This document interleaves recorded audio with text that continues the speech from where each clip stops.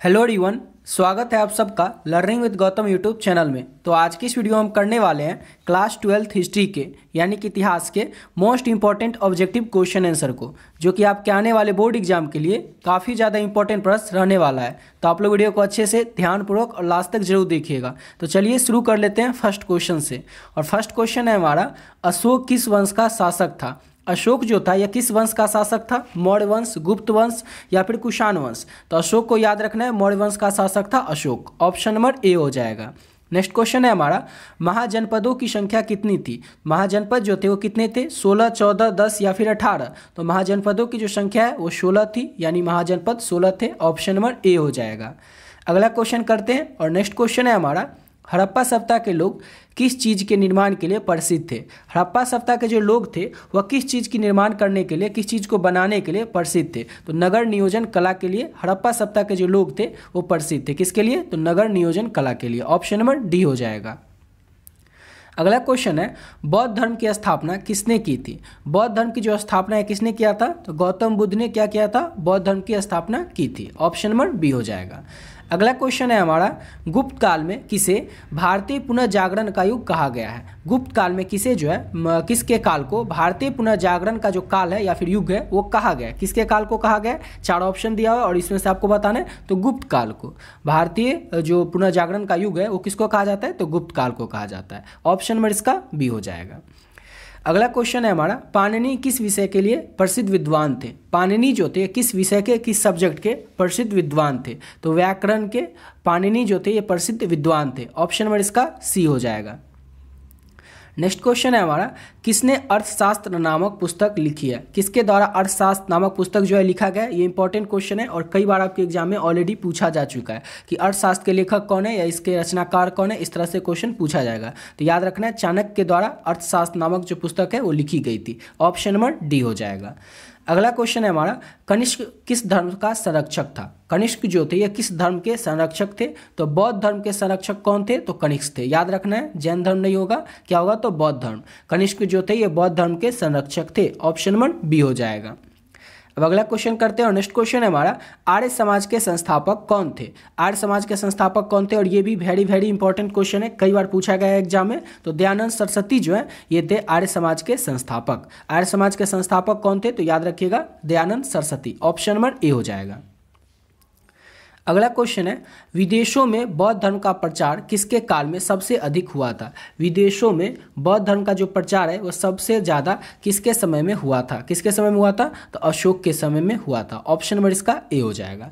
अगला क्वेश्चन करते हैं और देखिए, अगर आप लोग इस सब का नोट्स लेना चाहते हैं तो नोट्स भी ले सकते हैं। नोट्स में आपको मिलेगा क्या क्या? तो आपका जो भी आर्ट्स में सब्जेक्ट हो, चाहे आपका हिस्ट्री, ज्योग्राफी, पॉलिटिकल साइंस, कुछ भी सब्जेक्ट हो सकता है। इसी 10 में से कोई आपका 5 सब्जेक्ट होगा। आपका कोई भी सब्जेक्ट हो सकता है, तो उस 5 सब्जेक्ट का PDF आप लोग ले सकते हैं। और ये लेना कैसे? तो ये देखिए, नंबर है 7903820891। इस नंबर पे आप लोग फ़ोनपे, गूगल पे, पेटीएम किसी भी माध्यम से ओनली 50 रुपये आपको पे करना है। और इस 50 रुपये में आपको क्या मिलेगा? तो 5 सब्जेक्ट का जो नोट्स है, गेस्ट क्वेश्चन का जो PDF है वो आपको मिल जाएगा। और इतना अगर आप लोग कर लेते हैं तो इससे बाहर आपको एक भी क्वेश्चन देखने को एग्जाम में नहीं मिलेगा, क्योंकि इसमें इतना कुछ दे रहे हैं कि इतना कर लेने के बाद आपको कुछ भी करने की जरूरत नहीं पड़ेगी। जैसे कि हिस्ट्री की बात कर ले तो हिस्ट्री में आपको 1000 के करीब क्वेश्चन मिलेगा, क्योंकि इसमें 15 चैप्टर है टोटल और 15 चैप्टर के चैप्टर वाइज, यानी चैप्टर 1 से लेकर के चैप्टर 15 तक जो भी इंपॉर्टेंट क्वेश्चन है आपके एग्जाम में आने वाले सभी क्वेश्चन इसमें ऐड कर दिए फर्स्ट PDF में। सेकंड में आपके लघु उत्तरीय, दीर्घ उत्तरीय प्रश्न है जो कि आपके एग्जाम में पूछे जाएंगे, उस टाइप के प्रश्न रहेंगे। और उसके बाद है PYQ, यानी कि 9 से लेकर के 2024 तक जो भी प्रश्न एग्जाम में पूछे जा चुके हैं, ऑब्जेक्टिव प्रश्न, वो इस PDF में रहेगा। सब्जेक्टिव क्वेश्चन PYQ यानी प्रीवियस ईयर में जो पूछा गया वो इसलिए नहीं दे रहे हैं क्योंकि वो दे देंगे तो काफ़ी ज़्यादा क्वेश्चन हो जाएगा और उतना आप लोग कर भी नहीं पाइएगा। इसलिए इसमें आपको लघु उत्तरीय और दीर्घ उत्तरीय जो प्रश्न रहेगा, इसको अगर कर लेते हैं इस तीनों को, तो हिस्ट्री में आपसे एक भी क्वेश्चन इसके बाहर से नहीं रहेगा और एग्जाम में आपसे एक भी प्रश्न छूटने वाला नहीं है। और इसी तरह से सेम हिंदी में, ज्योग्राफी में, पॉलिटिकल साइंस में, इंग्लिश में, म्यूजिक, होम साइंस, जो भी आपका आर्ट्स में सब्जेक्ट है सब में आपको इसी तरह से मिल जाएगा। और केवल आपको 50 रुपये में दे रहे हैं और 5 सब्जेक्ट का PDF रहेगा। ऐसा नहीं कि किसी एक सब्जेक्ट का रहेगा, पाँचों सब्जेक्ट का PDF आपको रहेगा, ठीक है। और इस नंबर पे बता ही चुके हैं 7903820891, इस नंबर पे आप लोग फ़ोनपे, गूगल पे, पेटीएम किसी भी माध्यम से 50 रुपये पे करके इसका स्क्रीनशॉट ले करके इसी नंबर से व्हाट्सएप है उस पर आपको क्या करना है, स्क्रीनशॉट भेज देना है जो आप 50 रुपये पे करेंगे। और उसके बाद अपना सब्जेक्ट बता देना, जो भी आपका 5 सब्जेक्ट हो, पाँचों सब्जेक्ट का नाम बता दीजिएगा। पाँचों सब्जेक्ट का जो PDF है आपको तुरंत मिल जाएगा और इसको पढ़ करके आप लोग बहुत ही कम समय में और बहुत ही बढ़िया तरीके से अपने एग्जाम की तैयारी कर सकते हैं, ठीक है। तो अब आते हैं अपने क्वेश्चन पे। और अगला क्वेश्चन क्या था हमारा, किसने सत्यार्थ प्रकाश की रचना की थी। सत्यार्थ प्रकाश के रचनाकार कौन है, किसने इसकी रचना की थी, तो इसके भी रचनाकार है दयानंद सरस्वती ही। ऑप्शन नंबर इसका बी हो जाएगा। अगला क्वेश्चन है, तालीकोटा का युद्ध किनके बीच हुआ था। तालीकोटा का जो युद्ध है ये किसके बीच में हुआ था, तो विजयनगर के जो महाराज थे और उस दक्कन सल्तनत के जो थे इनके बीच हुआ था। तालीकोटा का युद्ध याद रखना किसके बीच हुआ था, तो विजयनगर के बीच और दक्कन सल्तनत के बीच हुआ था तालीकोटा का युद्ध। ऑप्शन नंबर बी हो जाएगा।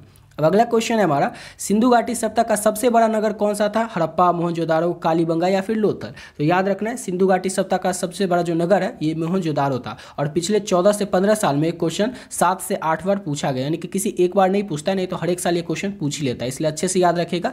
सिंधु घाटी सभ्यता का सबसे बड़ा नगर कौन सा था, तो मोहनजोदारो था। ऑप्शन नंबर बी हो जाएगा।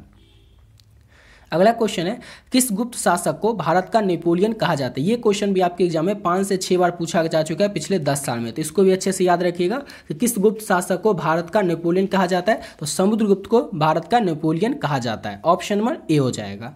अगला क्वेश्चन है हमारा, किसने रामचरितमानस की रचना की थी। किसने रामचरितमानस की रचना की थी, तो तुलसीदास ने। ऑप्शन नंबर इसका सी हो जाएगा। और ये क्वेश्चन आपको हिंदी में भी पूछा जाएगा, तो इसलिए याद रखिएगा, हिस्ट्री में पूछा जा सकता है और हिंदी में भी। अगला क्वेश्चन है, अकबर के 9 रत्नों में से कौन प्रमुख थे। अकबर के दरबार में 9 नवरत्न थे, उस 9 नवरत्न में से प्रमुख कौन थे, 4 ऑप्शन में से आपको बताना है। तो तानसेन, बीरबल, अबुल फजल, यानी ये सभी जो थे ये अकबर के दरबार में नवरत्न में से एक थे, ठीक है। ये सभी क्या थे, तो नवरत्न थे अकबर के दरबार में और ये सभी प्रमुख थे, यानी कि मेन थे, यानी ऑप्शन नंबर क्या हो जाएगा, तो डी सभी। अब अगला क्वेश्चन है हमारा, भारत की पहली महिला शासक कौन थी, यानी कि शासिका कौन थी। 4 ऑप्शन दिया और इसमें से आपको बताना है। देखिए जितना क्वेश्चन आपको करवा रहे हैं सभी क्वेश्चन सिलेक्टेड और इंपॉर्टेंट है, तो सबको अच्छे से याद रखना है। जैसे इसका आंसर क्या हो जाएगा कि किस क्वेश्चन है, भारत की पहली महिला शासिका कौन थी, तो रजिया सुल्तान जो है भारत की पहली महिला शासिका थी, यानी कि ऑप्शन में इसका ए हो जाएगा। इंपॉर्टेंट क्वेश्चन है, इसको भी याद रखिएगा। अगला क्वेश्चन है, किस शासक ने अल्बुर्जिन को भारत आने का निमंत्रण दिया था। अल्बुर्जिन को भारत आने का निमंत्रण किस शासक ने दिया था, तो मोहम्मद गजनवी ने। मोहम्मद गजनवी जो शासक था इसने अल्बुर्जिन को भारत में आने का निमंत्रण दिया था। ऑप्शन नंबर बी हो जाएगा। अगला क्वेश्चन है हमारा, दिल्ली सल्तनत के संस्थापक कौन थे। दिल्ली सल्तनत जो है इसके संस्थापक कौन थे, तो कुतुबुद्दीन ऐबक। याद रखना है कुतुबुद्दीन ऐबक जो है ये दिल्ली सल्तनत के संस्थापक थे, यानी कि ऑप्शन नंबर इसका क्या हो जाएगा, तो ए हो जाएगा। अब अगला क्वेश्चन है हमारा, आईनी अकबरी और अकबरनामा के लेखक कौन थे। आईनी अकबरी के भी और अकबरनामा के भी, कहीं ऑप्शन में आपको सिर्फ एक अकबरनामा रहे तो उससे भी याद रखना है, या फिर आईनी अकबरी एक अकेला रहे तो उससे भी आपको याद रखना है। इस दोनों के लेखक जो हैं अबुल फजल ही हैं, याद रखिएगा। आईनी अकबरी और अकबरनामा इस दोनों के लेखक कौन है, तो अबुल फजल है। अगर ऐसे नहीं याद रहे तो ऐसे भी याद रखिएगा, औ से अकबरनामा होता है और यहाँ पर औ से ही आईनी अकबरी भी है। इस दोनों के लेखक औ से याद रखना है अबुल फजल ही है। ऑप्शन में इसका सी हो जाएगा। अगला क्वेश्चन है, संगम साहित्य का संबंध किस राज्य से है। किस साहित्य का, तो संगम साहित्य जो है इसका संबंध जो है यह किस राज्य से है। 4 राज्य का नाम दिया हुआ है, महाराष्ट्र, कर्नाटक, तमिलनाडु और आंध्र प्रदेश। तो याद रखना है संगम साहित्य जो है इसका संबंध है तमिलनाडु राज्य से, यानी कि ऑप्शन नंबर इसका सी हो जाएगा। अगला क्वेश्चन करते हैं और नेक्स्ट क्वेश्चन है हमारा, महाजनपद काल में मगध की राजधानी कहाँ थी। महाजनपद काल में मगध की जो राजधानी थी वो कहाँ थी, तो राजगृह थी। ऑप्शन नंबर सी हो जाएगा। याद रखिएगा महाजनपद काल में मगध की राजधानी कहाँ थी, तो राजगृह। अगला क्वेश्चन है हमारा, पृथ्वीराज रासो के लेखक कौन थे। पृथ्वीराज रासो के लेखक कौन थे, तो पृथ्वीराज रासो के जो लेखक हैं वो चंद्रवट दाई थे। ऑप्शन नंबर इसका ए हो जाएगा। और ये क्वेश्चन आपके एग्जाम में 2-3 बार ये भी पूछा जा चुका है, तो इसको भी अच्छे से याद रखिएगा। अगला क्वेश्चन है, खिलजी वंश के संस्थापक कौन थे। तो इसका आंसर ऑलरेडी कई बच्चों को पता होगा, जलाउद्दीन खिलजी जो थे ये खिलजी वंश के संस्थापक थे। ऑप्शन में इसका बी हो जाएगा।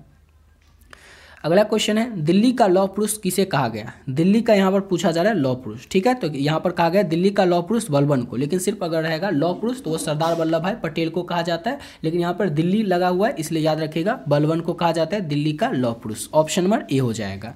अगला क्वेश्चन है, भारत में सूफी परंपरा का विकास किस काल में हुआ था? भारत में सूफी परंपरा का जो विकास है ये किसके काल में हुआ था? मौर्य काल में, गुप्त काल में, दिल्ली सल्तनत के काल में या मुगल काल में? तो भारत में सूफी परंपरा का जो विकास हुआ था वो हुआ था मुगल काल नहीं, इसका होगा, इसका होना चाहिए दिल्ली सल्तनत काल। ऑप्शन नंबर इसका सी हो जाएगा। दिल्ली सल्तनत के काल में सूफी परंपरा का विकास हुआ था। ऑप्शन नंबर सी हो जाएगा। अगला क्वेश्चन है, दीन ए इलाही धर्म की स्थापना के लिए किसे जाना जाता है? 4 नाम दिया हुआ है, बाबर, औरंगजेब, अकबर और हुमायूं। तो दीन ए इलाही जो धर्म है इसकी स्थापना के लिए इस चारों में से किसको जाना जाता है? किसको जाना जाता है? तो अकबर को जाना जाता है दीन ए इलाही धर्म की स्थापना करने के लिए। इंपॉर्टेंट क्वेश्चन है, इसको भी याद रखेंगे। ठीक है, अब अगला प्रश्न करते हैं। और देखिए ऊपर जो आपको पीडीएफ के बारे में बताएं उसमें जो प्रश्न आपको मिलेगा उसमें ये सारा प्रश्न ऐड कर दिया गया और चैप्टर वाइज ऐड है। चैप्टर 1 से लेकर के चैप्टर 15 तक, हिस्ट्री में आपके टोटल 15 चैप्टर है। तो 15 चैप्टर के जो भी इंपॉर्टेंट ऑब्जेक्टिव क्वेश्चन हो, गेस क्वेश्चन, और चाहे जो भी सब्जेक्टिव क्वेश्चन में लघु उत्तरीय प्रश्न हो, दीर्घ उत्तरीय प्रश्न, सारा प्रश्न उसमें ऐड कर दिया गया। उस सबको अगर आप लोग पढ़ लेते हैं तो उसके बाहर से आपको कुछ भी पढ़ने की जरूरत नहीं है, ना कोई बुक ना कोई किताब। तो उतना कर लीजिए, आपके लिए इनफ है। ठीक है, और अगला क्वेश्चन क्या है हमारा कि शाहनामा नामक पुस्तक किसने लिखी थी? कौन सा पुस्तक? तो शाहनामा। ये जो पुस्तक है ये किसके द्वारा लिखा गया था? तो फिरदौसी के द्वारा शाहनामा पुस्तक को लिखा गया था। ऑप्शन नंबर इसका बी हो जाएगा। अगला क्वेश्चन है, विजयनगर साम्राज्य की स्थापना किसने की थी? तो विजयनगर जो साम्राज्य है इसकी स्थापना आप सबको पता होगा हरिहर और बुक्का ने किया था। हरिहर और बुक्का जो थे इन्होंने विजयनगर साम्राज्य की स्थापना की थी। ऑप्शन में इसका बी हो जाएगा। और अगर आपसे पूछा जाए कि विजयनगर साम्राज्य के महानतम शासक कौन थे, तो कृष्णदेव राय थे। अगला क्वेश्चन है हमारा, अकबर द्वारा निर्मित इबादत खाना कहाँ पर स्थित है? किसके द्वारा, अगर आपसे एग्जाम में पूछ लिया जाए कि इबादत खाना जो है किसके द्वारा बनाया गया था, इसका निर्माण किसके द्वारा करवाया गया था? तो अकबर के द्वारा करवाया गया था। अब जो ये अकबर के द्वारा निर्माण करवाया गया था इबादत खाना को, ये स्थित कहाँ पर है? तो ये स्थित है फतेहपुर सीकरी में। ऑप्शन नंबर सी हो जाएगा।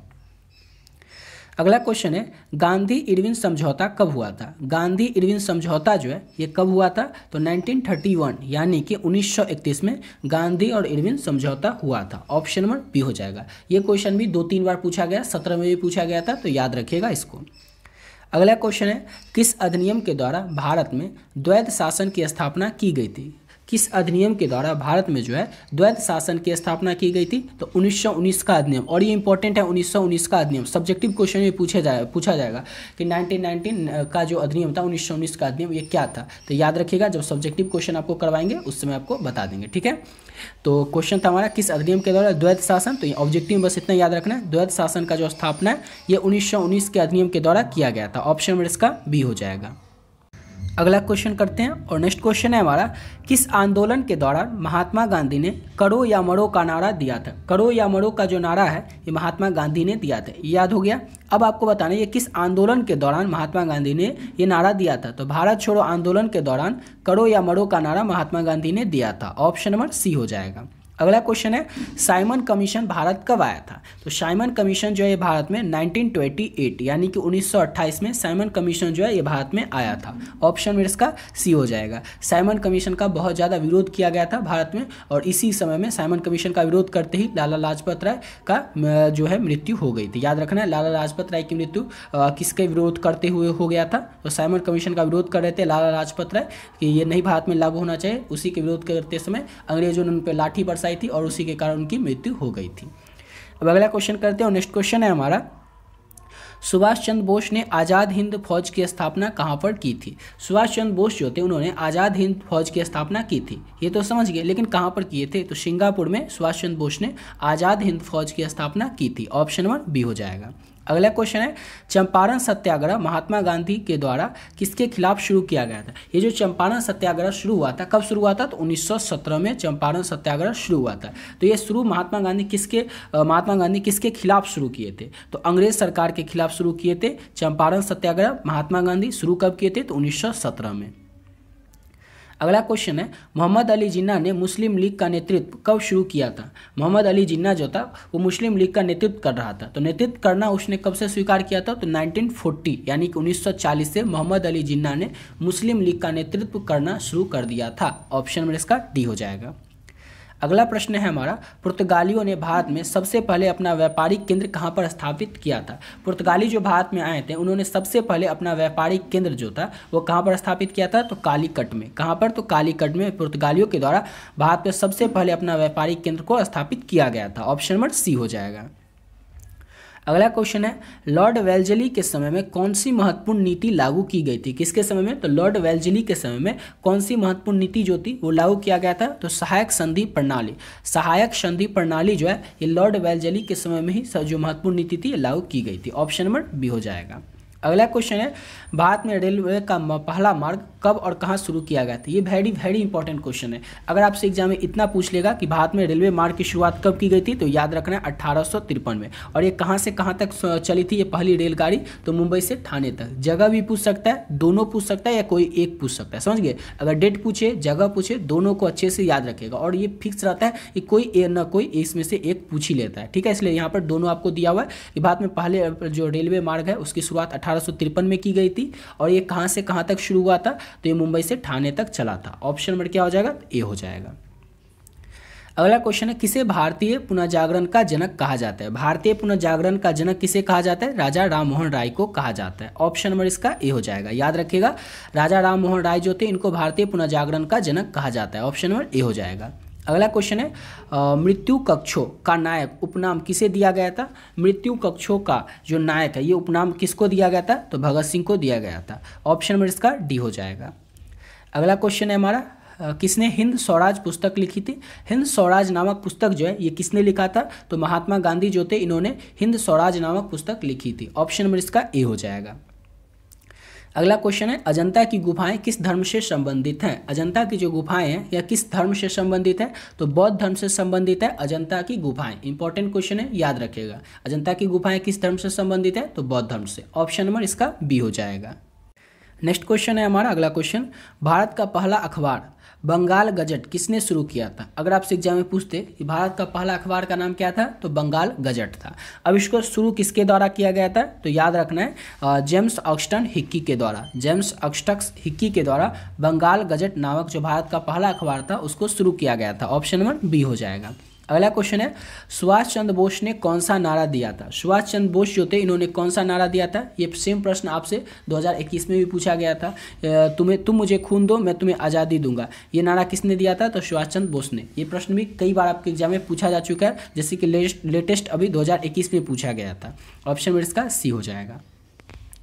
अगला क्वेश्चन है, स्वतंत्र भारत का पहला गवर्नर जनरल कौन था। स्वतंत्र भारत के पहले गवर्नर जनरल जो है वो लॉर्ड माउंटबेटन थे। लॉर्ड माउंटबेटन जो है स्वतंत्र भारत के पहले गवर्नर जनरल थे। ऑप्शन नंबर इसका ए हो जाएगा। अगला क्वेश्चन है हमारा, नेक्स्ट क्वेश्चन, मौर्य साम्राज्य के संस्थापक कौन थे। मौर्य साम्राज्य जो है इसके संस्थापक कौन थे, तो चंद्रगुप्त मौर्य जो है ये मौर्य साम्राज्य के संस्थापक थे। ऑप्शन नंबर बी हो जाएगा। अगला क्वेश्चन है, रोलेट एक्ट किस वर्ष लागू किया गया था। रोलेट एक्ट जो था इसको किस वर्ष लागू किया गया था, तो 1919 में। रोलेट एक्ट जो था इसको कब लागू किया गया था, तो 1919 में लागू किया गया था। और ये सेम क्वेश्चन आपसे सब्जेक्टिव में पूछा जाएगा कि काला कानून किसे कहा जाता है। तो काला कानून याद रखेगा, ऑब्जेक्टिव में पूछ ले तो याद रखेगा रोलेट एक्ट को कहा जाता है। इसमें क्या था कि किसी भी भारतीय को उस पर कोई भी बिना मुकदमा चलाए अंग्रेजी सरकार जो थी उसको जेल में बंद कर सकती थी। यही था रोलेट एक्ट। और सब्जेक्टिव में पूछ ले तो याद रखिएगा इसका ये जो रोलेट एक्ट था इसके तहत किसी भी भारतीय को बिना उन पर कोई भी प्रकार का मुकदमा चलाए अंग्रेजी सरकार के पास ये पावर थी कि उसको अंदर कर सकती थी। समझ गए, तो यही था रोलेट एक्ट, जिसको कि काला कानून भी कहा जाता है। और इसको लागू कब किया गया था, तो 1919 में किया गया था। अगला क्वेश्चन है, अखिल भारतीय किसान सभा की स्थापना कब हुई थी। तो अखिल भारतीय किसान सभा की जो स्थापना है ये 1936 यानी कि 1936 में अखिल भारतीय किसान सभा की स्थापना की गई थी। ऑप्शन में इसका सी हो जाएगा। इसी के साथ ये वीडियो यहाँ पे कंप्लीट करते हैं। आशा करता हूँ आप लोग को वीडियो अच्छा लगा होगा। और ऊपर जो आपको नोट्स के बारे में बताएं, गेस क्वेश्चन के बारे में, उसको जरूर ले लीजिएगा। अगर उसको कर लेते हैं तो उसके अलावा आपको कुछ भी करने की जरूरत नहीं है। डिटेल वीडियो जो है उसमें किस तरह का क्वेश्चन रहेगा, क्या क्या रहेगा, वो आपको चैनल के होम पेज पर देखने को मिल जाएगा। तो एक बार आप PDF लेने से पहले उसको जरूर देख लीजिएगा, उस वीडियो को। उसमें अच्छे से बता दिए कि PDF में क्या क्या रहेगा, किस तरह का क्वेश्चन रहेगा, दिखा भी दिए थे। ठीक है, तो मिलते हैं नेक्स्ट वीडियो में नए वीडियो के साथ।